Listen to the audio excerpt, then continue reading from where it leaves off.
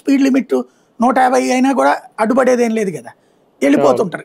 మామూలుగా మనలాంటి వాళ్ళు 80-90 రేంజ్లో పెట్టిస్తాను నేను, మాక్సిమం 100కి దాటితేమను. ఈ ప్రైవేట్ బస్సు వాళ్ళు 150 రేంజ్లో వెళ్ళిపోతారు స్పీడ్.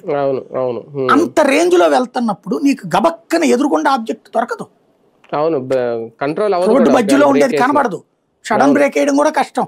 అందులో ఎయిర్ బ్రేక్స్, ఆ ఎయిర్ బ్రేక్స్ సాధారణంగా గబక్కన పడాలి, కానీ ఇంత బండ బస్సు అంత తొందరగా అవ్వదు అంత స్పీడ్ లో.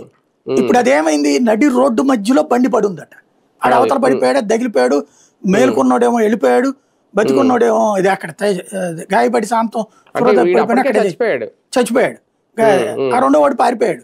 అది చూసుకుని ఇతను ఈ బండి నడి రోడ్డు మధ్యలో ఉంది, ఇతను ఆ స్పీడ్ లో వెళ్ళిపోయాడు, ఆ బండి లోపలికి దూరిపోయింది. ఈ మొత్తం వ్యవహారంలో ఒకటి మందు ప్రథమ కారణమైంది.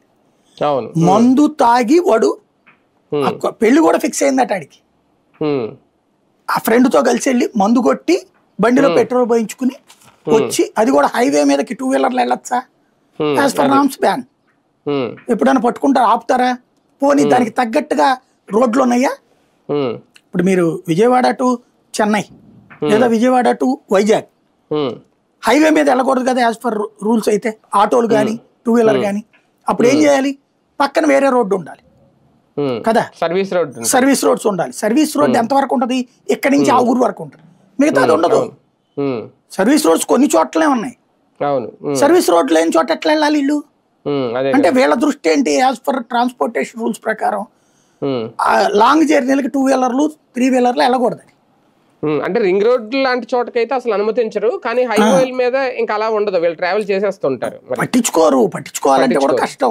ఎందుకంటే నువ్వు అసలు సర్వీస్ రోడ్డు పెట్టాలా పెద్దానికి. వీళ్ళ దృష్టి ఏంటంటే as per norms 2 wheeler long వెళ్ళకూడదు, లేకపోతే